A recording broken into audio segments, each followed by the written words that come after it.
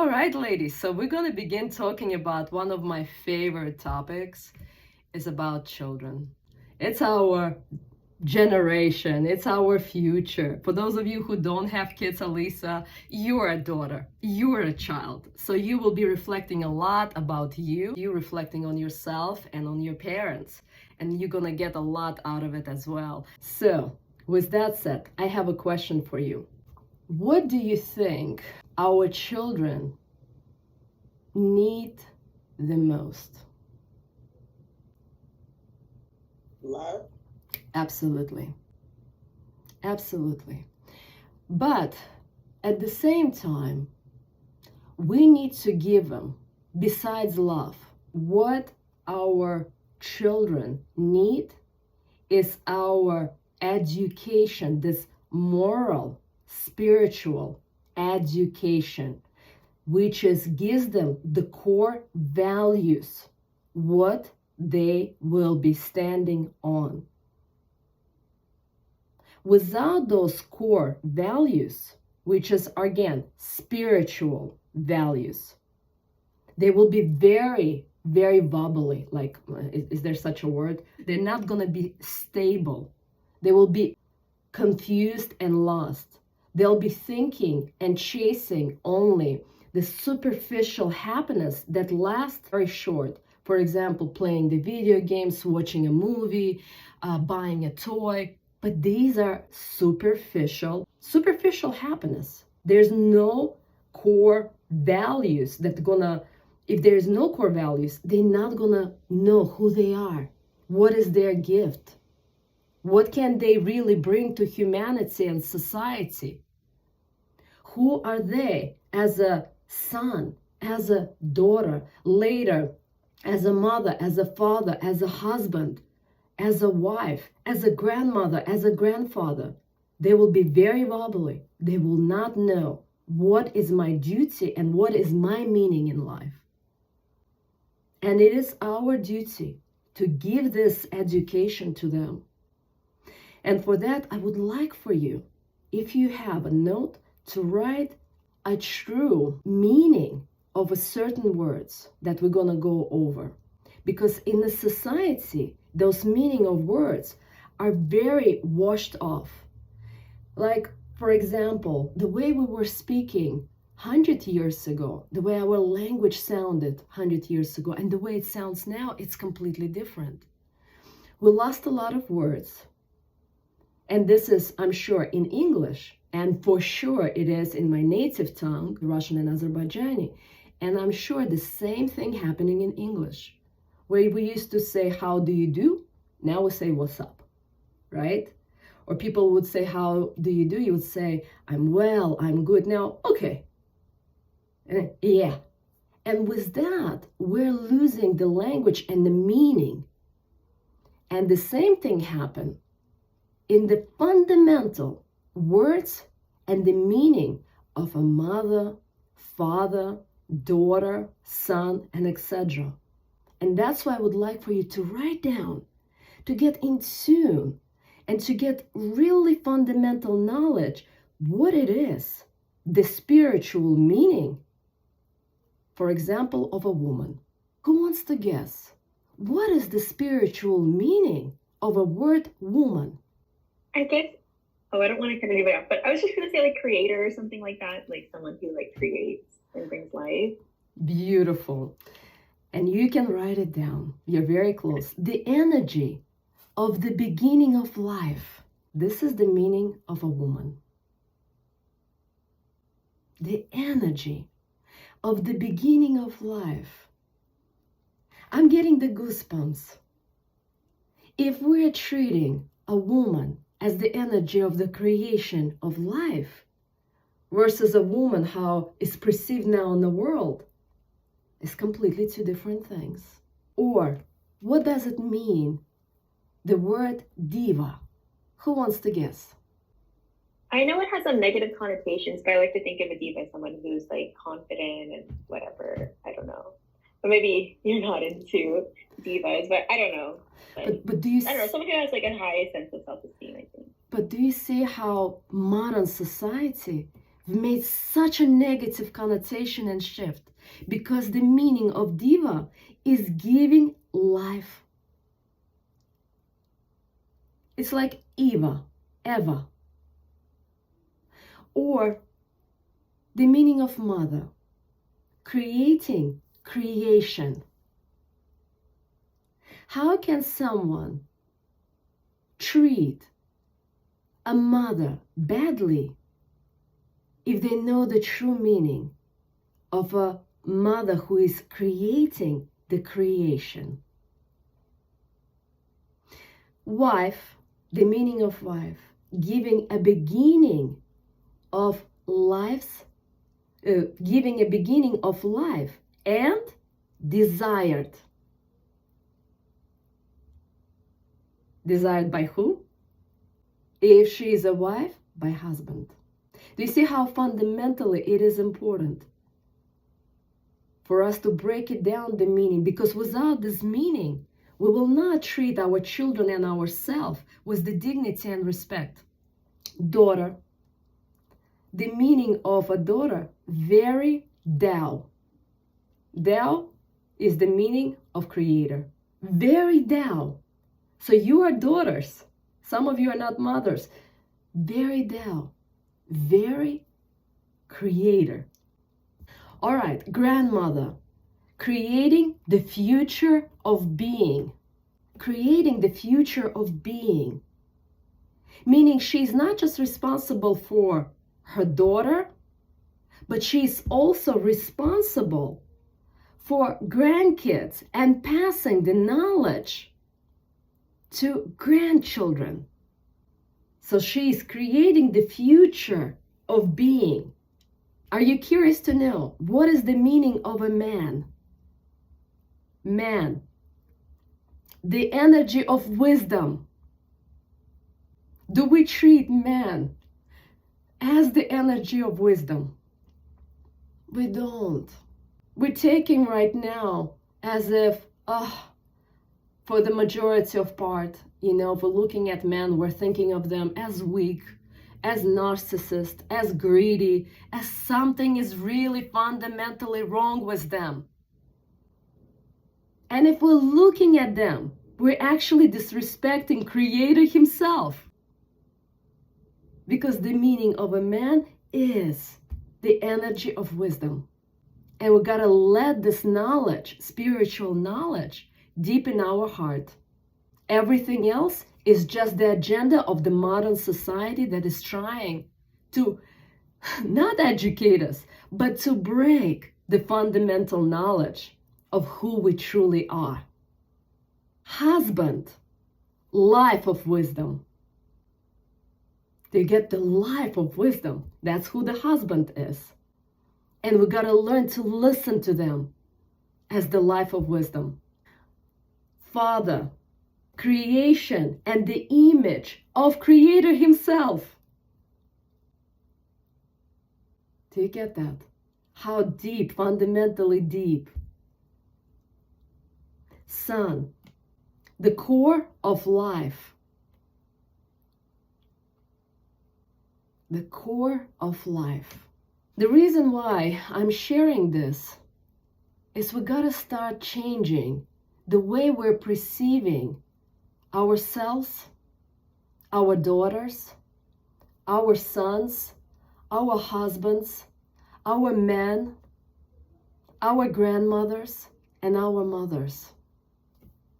Because again, if we're looking at people from the lens that something is wrong with us, something is wrong with men, we're sending full message to our children. Because if you have a daughter, the way you are treating your husband, she is observing 100% how she gonna be viewing later men in her life. If you are disrespecting or distrusting your man, she is learning not by what you're saying, but how you're feeling, because girls are 100 more wise than boys. And since age 2, she is observing everything. How you are respecting or disrespecting, loving or trusting your husband or a man next to you. And that's how she's gonna perceive men later in life. This is the main golden rule, ladies. You gotta learn that. If you don't trust your man, she's not gonna trust her man later in her adult life. You disrespect men, she will be learning how to disrespect men later in life. And that means she's not gonna feel ever safe in her life. If you did not learn, did not forgive your mother for whatever wrong that she did, you're not gonna love and accept yourself. And not loving and accepting yourself, you're gonna be passing the feeling of guilt to your daughter. And your daughter, by the way, who is responsible for educating your daughter is mothers. She observes everything from you. And if you haven't forgiven your mother, you're not going to be fulfilled. You're not going to accept yourself. You don't even, in spiritual books, it says, you don't even deserve to be happy. This is really tough, ladies. And then if you don't deserve happy and you're having a daughter, you're passing on to the daughter. You don't deserve happiness either. Not that she's not going to be fulfilled, not going to accept herself, not going to be happy. She's not going to have relationship with herself. She's not going to have relationship with women. She'll be very lonely. So it's our fundamental duty to continue doing the spiritual practices in order to find that love and let go and forgive. Because if you, after the meditation or prayer, still don't have love for humanity, for your parents, you are not really getting the core of why we're actually doing the meditation and prayer. To love ourselves and to love our parents so that we can really love our children. We as a parents gotta learn to also sacrifice, because without the sacrifice, there is no love. And what do I mean by sacrifice? Of course, it's easier if your son or your daughter doesn't listen to you to raise your voice or just tell them no. You cannot have another cake or another candy. You cannot go to a sleepover somewhere because you don't trust them. And that's what we typically do. And then my question to you, how can you educate? How can you talk to your child so that they can really learn what's good for them and what's bad for them, bringing that moral values? Because education, raising the children and education, there's no science to measure that yes, you're doing right or no, you're doing bad. Every drop that you're gonna put in, gonna start showing the results maybe 5, 10, or even 20 years later. But how can you get in the moment that the child can really hear you? Because it's our duty to influence them. And so my scenario, for example, your son or your daughter snapped at you. How can you talk to them? And when can you talk to them so that they learn that this is not the way to treat you? With my daughter, I can't speak for myself, obviously, but when she gets into that space, I personally know that she's got to kind of ride that out until she's receptive of me. And I will tell you, I'm a little guilty of being an intellectual parent. And so I will explain to her, like, hey, like, go. I've literally explained to her that when she's in that space, the back of her, she's in the wrong part of her brain. and I can't really get to her until she comes back to the front half, and then she'll ride out that wave, and then at which point we come back together and we can meet eye to eye. Got it. I want to give you some tools right now so that you can learn how to talk to them step by step and what needs to happen in their mind.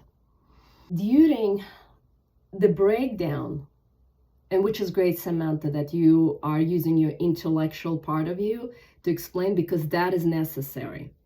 Mother talks to her daughter, ideally, and father talks to their son, ideally. But if there is no father or if there's no mother, of course, someone who is near them gotta explain. But how is this explanation? I'm gonna share with you. 6 months ago, our son first time snapped at me. And during the snapping, there's no room to talk to sons or daughters, because at that moment they don't even hear you. Fully pointless. For my husband, it was very painful to hear. For me, it was painful. But then I talked to hubby, and next day, our son is watching TV and he says, "Son, let's go for a walk." He's like, "Why? I don't want to go for a walk." He's like, "We need to talk." "Well, talk to me now." He's like, "No, we're gonna go for a walk."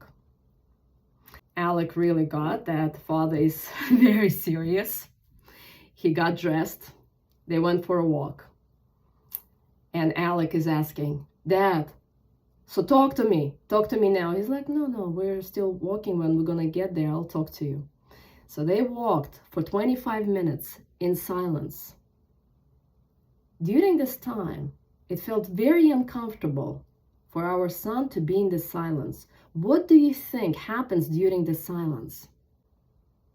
He starts thinking about what he did wrong, or like reflecting on it. Absolutely. And this is part of the education, that he's actually thinking, what has he done wrong? And we need to give our children this time. And so finally, when they got to this park, they sat on the branch. And Alex started asking, "Dad, are you going to punish me?" He said, "No, I'm going to talk to you. I've done something wrong. You're really going to punish me, right?" He's like, "No, we're going to have a conversation." They see there's a thinking process going on.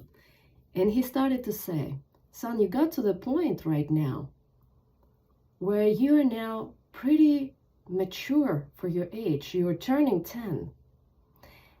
And do you know that Russian kings, and the one in particular, there was this Pavel king. Well, he used Tsar, but he made it simple for him. When he was 9, he got this huge responsibility of being a king and ruling one of the biggest country in the world, which is Russia. And you get that your mother and I have a roots. We're Russians.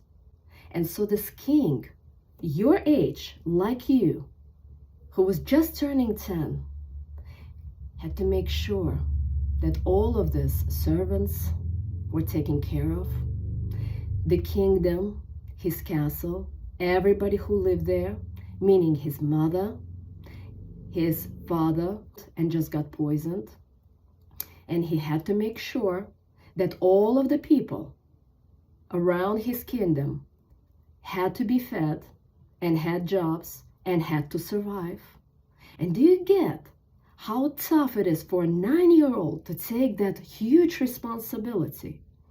Why he's talking about the king is to make the correlation that he is a 9-year-old and Alec is 9-year-old. That's the whole point. At this point when we're talking, we need to get the correlation.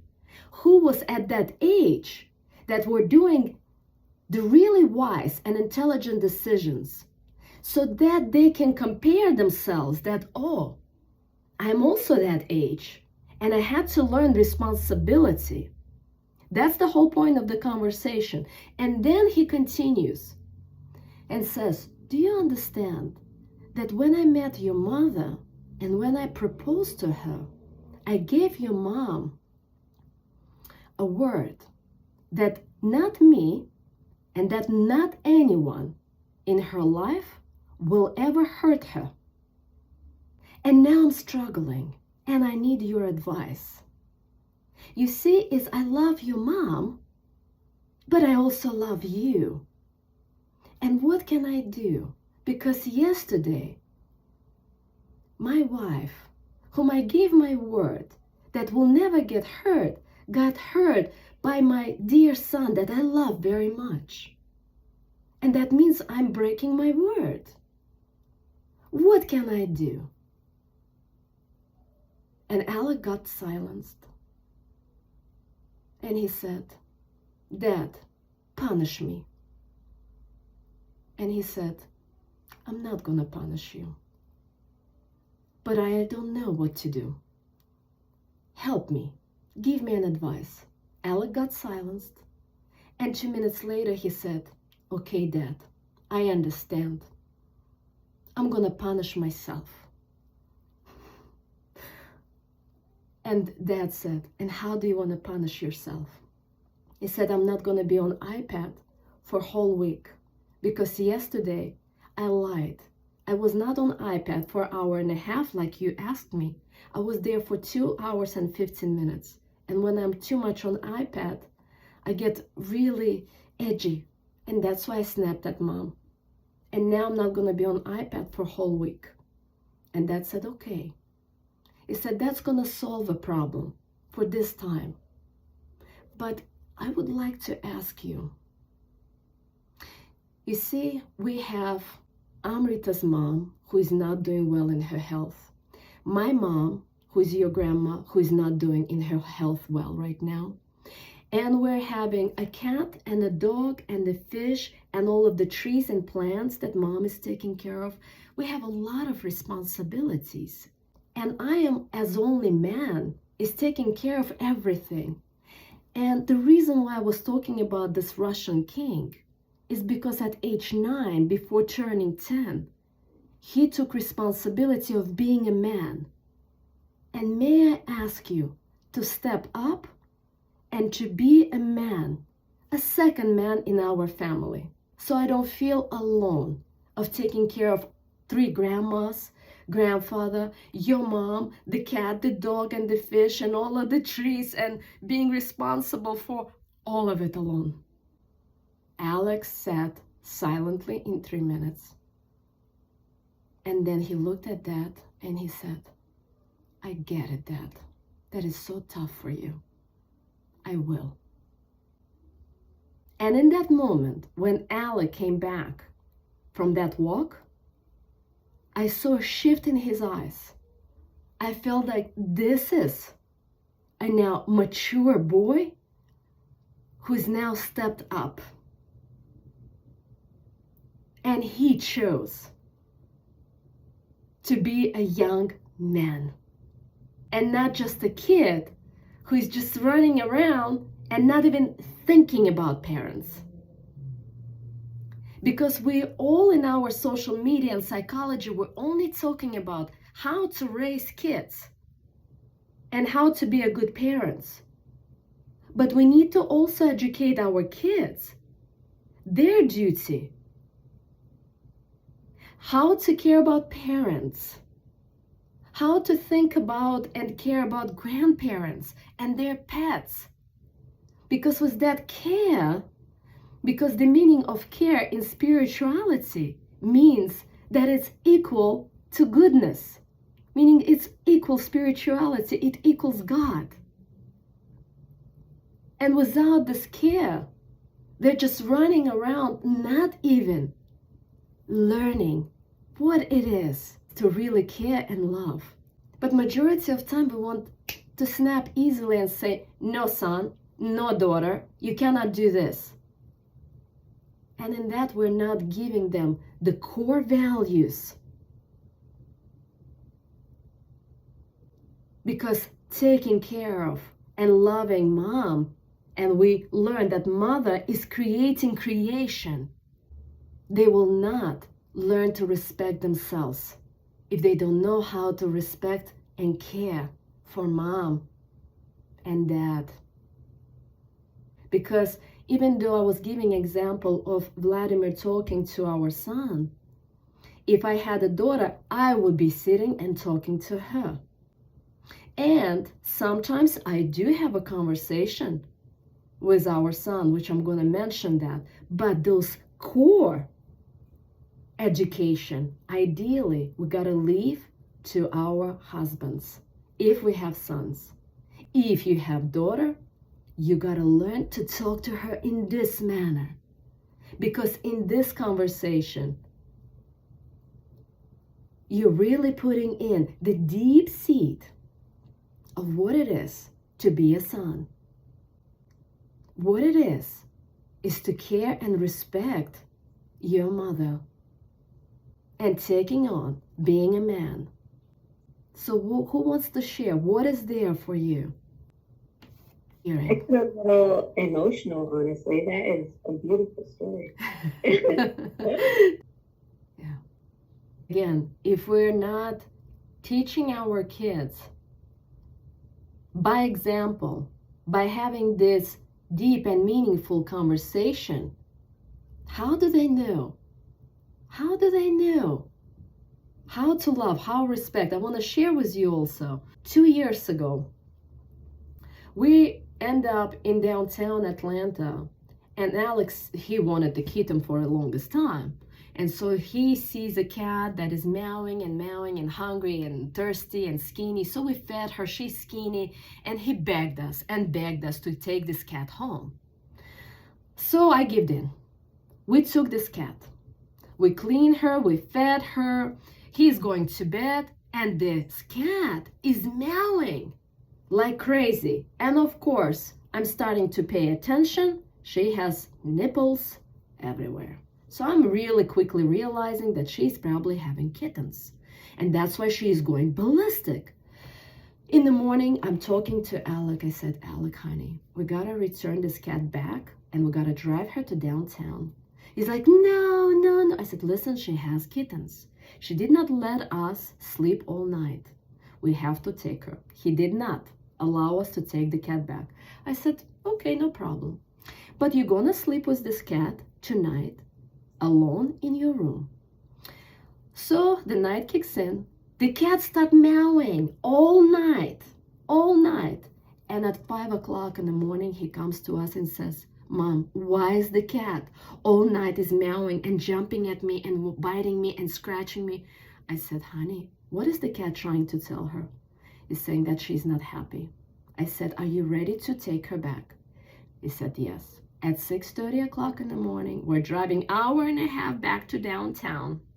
And this cat's starting to run as fast as possible. We're chasing her. We find a place. And there is 6 kittens. And she's starting to feed him. And Alex starting to cry. And he said, Mom, I'm so sorry that yesterday I didn't listen to you. But yes, she's a mommy. What have I done? I said, what are you learning? He says, Mom, to listen to you.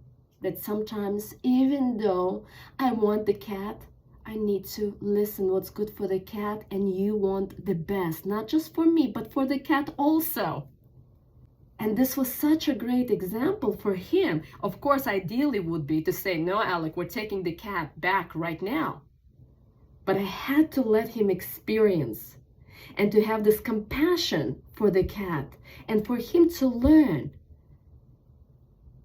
that yes, this cat is not happy.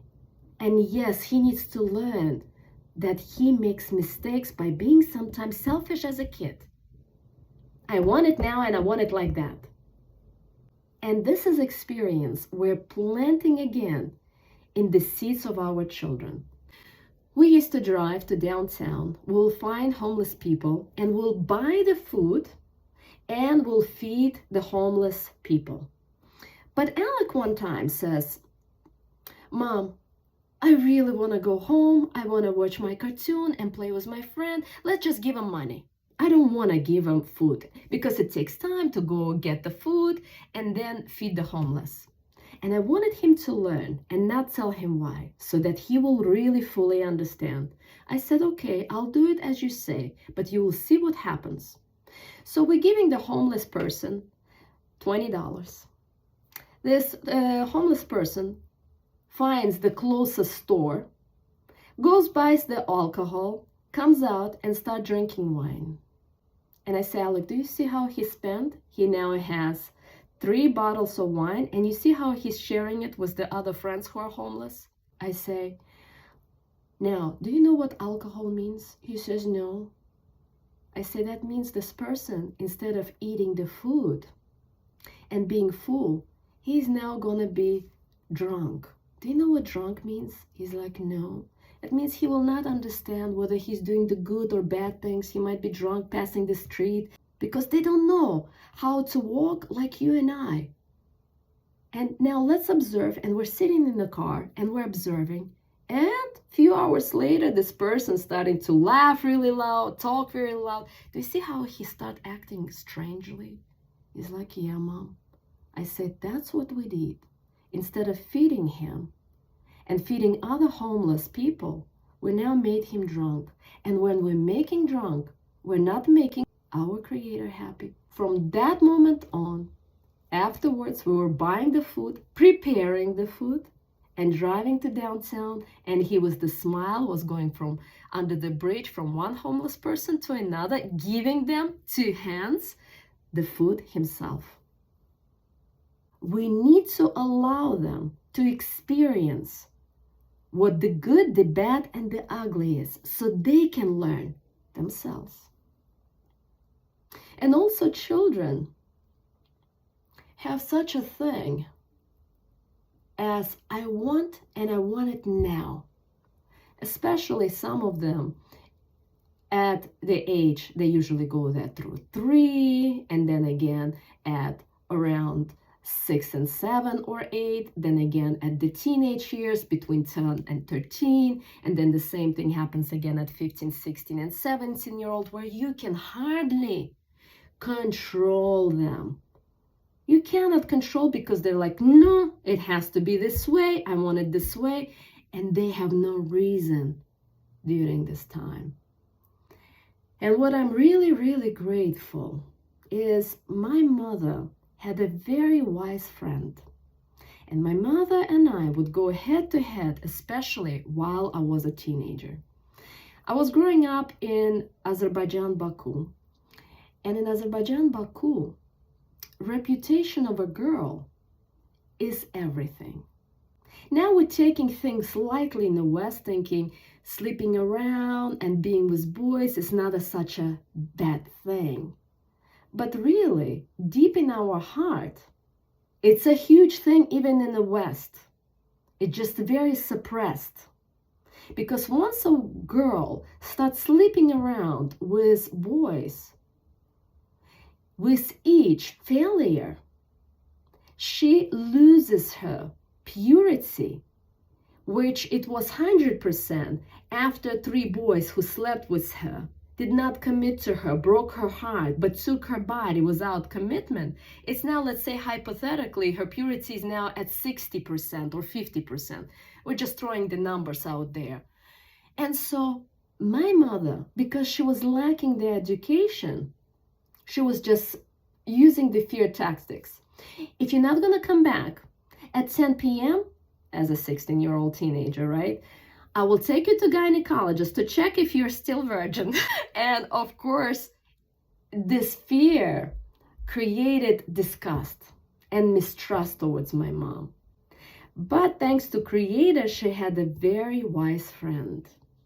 And her wise friend, during my tension between mom and me, instead of talking to me, she was writing me letters. And she would just leave those letters under the pillow.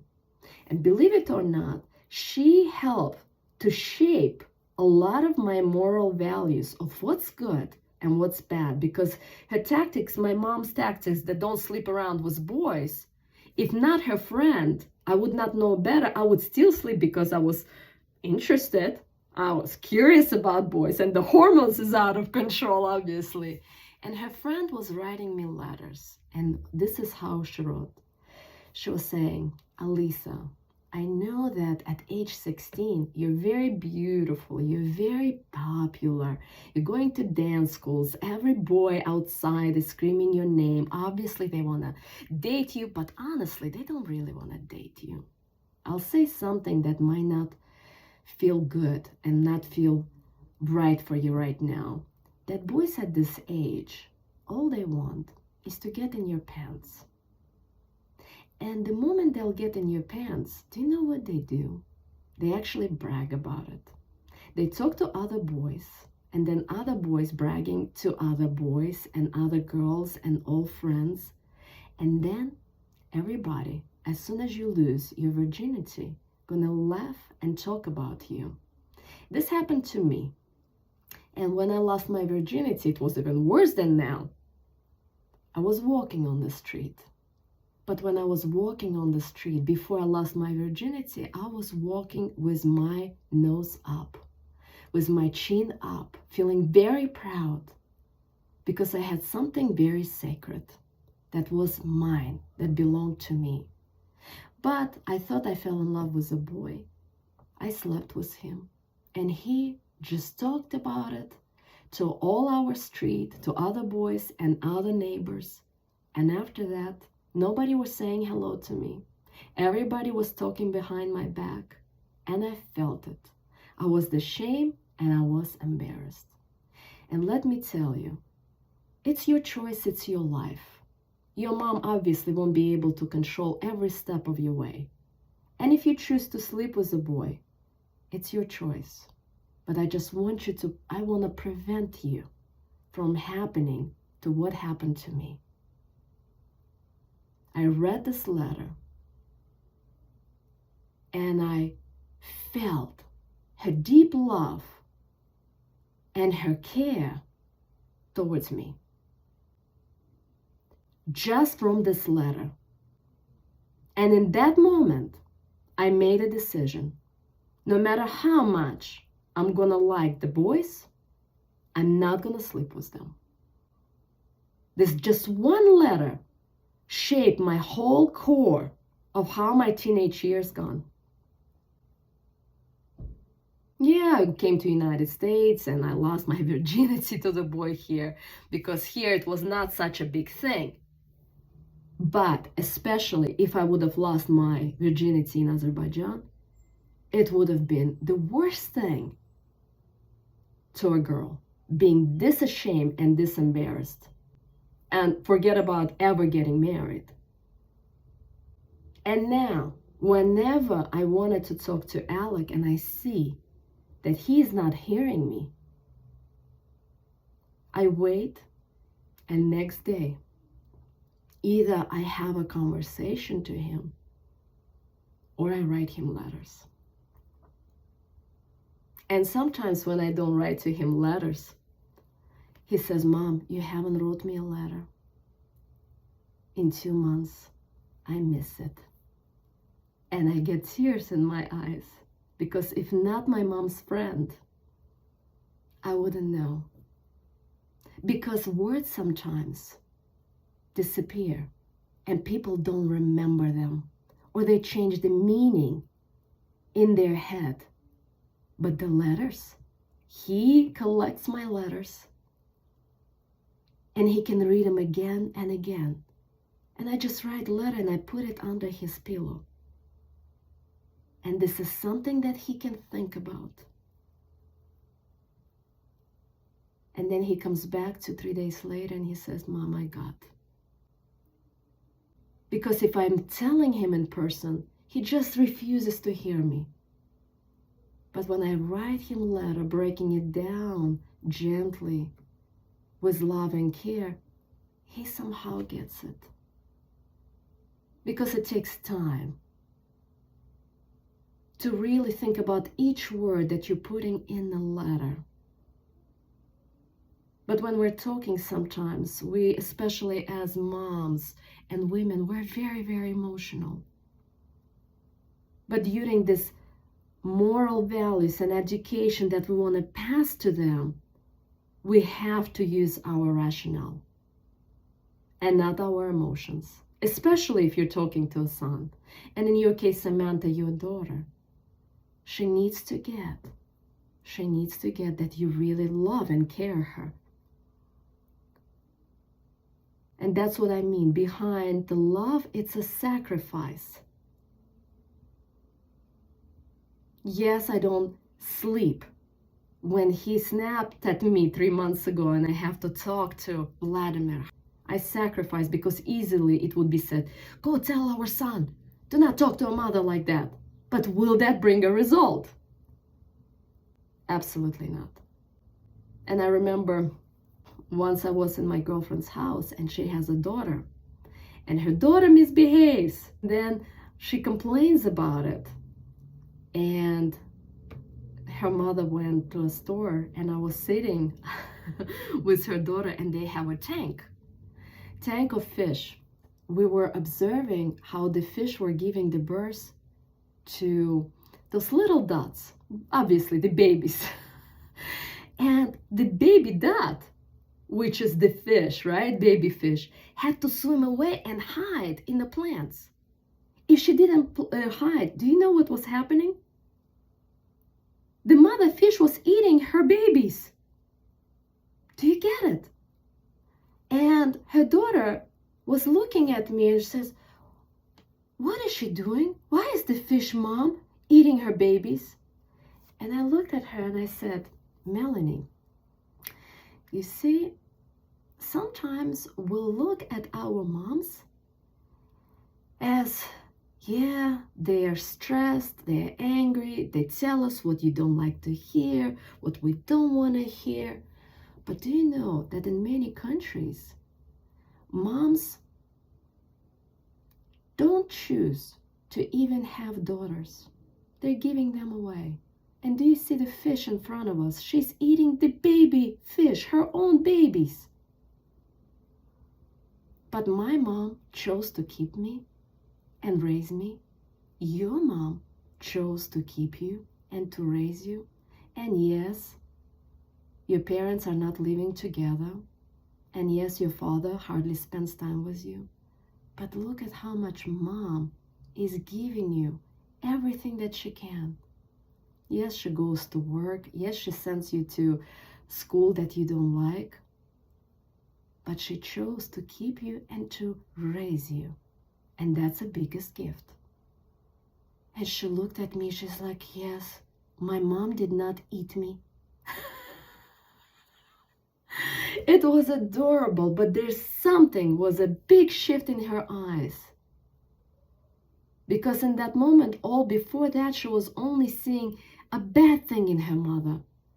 And yes, mom maybe makes a lot of mistakes, but she made the biggest gift to her. She gave her life and she's raising her. And she got that in that moment. And so the biggest gift we're giving to our kids, besides love, is through the stories and the letters. By taking our time, this moral values and moral education, what it is like to be a daughter, a son, how to care, and how to sacrifice. And what I really love about how Vladimir said, he asked our son, can you be a man in our family? At some point, we need to ask our children to step up. When I was in Kenya, and I love Africa, when I see the 5-year-old boys who are walking around with cows and wearing those red shukas, is this red kind of a fabric, and even lions are running away from those 5-year-olds as they're walking around with 5 or 10 or 20 cows. And it is their responsibility to protect the cows. Because Maasai warriors, their wealth is not in how much money they have, because they don't have zero money sometimes. It's how much cows and goats they have. And the more goats they have, the more they're wealthier. And it's their duties to walk with those weapons. I don't know how you call those sticks with the metal kind of knife at the end. I don't know how you call that. And they can throw and kill a lion at 5-year-old. Do you get that these children become a man at age 5? And there's so much pride and dignity as I'm seeing them walking in the field, no adults around, and they're just walking with the cows. And at any moment, the lion could run and they will protect with their life those cows. And I'll tell you, the happiest people I've seen in my life are in Kenya and Tanzania. Poorest children, but there's so much dignity, there's so much pride. Isn't that interesting? So what is there for you, ladies, as we're having the topic of our precious children, our jewels of life? I think it's really great how you were able to find these really creative ways to be able to like take the time and like show the results of their decisions. And, you know, I was always a big believer in that. I think you may know I worked in the public schools in a middle school and a high school this past year. And I also did some other things as well. But yeah, it was really challenging because a lot of the teenagers, you could see like they wanted to be independent. And they had their own ideas about what they wanted to be doing and their own opinions. But in the public schools, you know, it's just like, you just need to comply. And there were so many of them that you couldn't sit down with every single kid and be like, okay, like this is why we're doing it. And sometimes it wasn't really clear.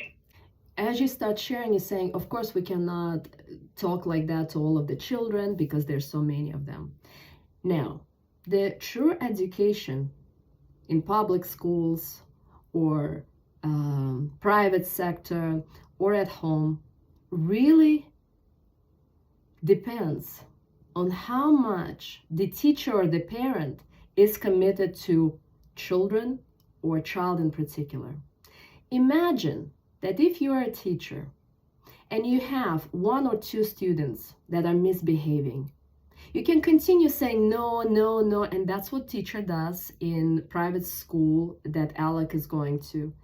And with each day, he's just growing resentment towards her. Will she be able to earn his trust at this point? Absolutely no. He says, Mom, when she's teaching us something that I know is not very important, I pretend that I listen to her, but I really don't. Because if a teacher doesn't learn to connect to a child individually, the child not gonna respect and give back. Because in order to respect a parent, in order to respect a teacher, the parent and the teacher has to first respect the child. There's one teacher in Russia. Vladimir Putin gave him the gold medal of honor for being the best teacher in Russia for the past 40 something years. He's now 83 years old, man from Georgia Republic. And he was sharing, every time I listen to him, I give a goosebumps. And that's where I got this fundamental knowledge about raising children. He said, when I was a teacher, every year, when I will get my students, and in Russia, you go from grade 1 back then to grade 10, and you're staying with the same teacher. Now, later it's changed, like here in the United States. But back then, he will choose his 30 students. And you know what he did? He would take a picture of him. He will attach to the paper, and he start writing a letter. It says, my name's so-and-so. On the 1st of September, I will greet you in front of the school. I will be wearing this jacket, this pants, and this shirt. I am this tall, and you can see my picture. And for the next 10 years, I will be your teacher. I'll be teaching you history, geography, Russian, math, and etc. Yes, sometimes I'll be making mistakes, but I'm apologize right now if at any point I might make a mistake or hurt your feelings. And to each student, he will write this personal letter. Imagine if you're receiving a letter from your teacher, would you be excited to go to school? How will you look at this teacher? Do you get it? Every time Alec complains about his teacher, it hurts my feelings, and I just wish deep in my heart to find a teacher like him. And when I go school to school, I was trying to find the principal like that, because how principal is, that's how the teachers are going to be. But this is 1 in a billion, because everybody's looking for easy solution. No, you do this. Basically, our education is, okay, if you do well, I'll give you candy or good grade. You're gonna do bad, I'm gonna take grade away. And everybody here talks about the respect and respect. This is not respect. But even if they're not gonna get that in school, we can give this love and moral education, giving them this moral values. And it's never fast. It's never easy. It does require us to take our time, being patient, and giving those fundamental values and putting it in. And with each letter, with each conversation, they're growing, and we will not know until 5, 10, and 20 years how it brings values. And children are asking us a really fundamentally important question sometimes. And we need to learn to be honest and to share with them. And if you don't know the answer, you can be honest and say, I don't know. Let's discover it together.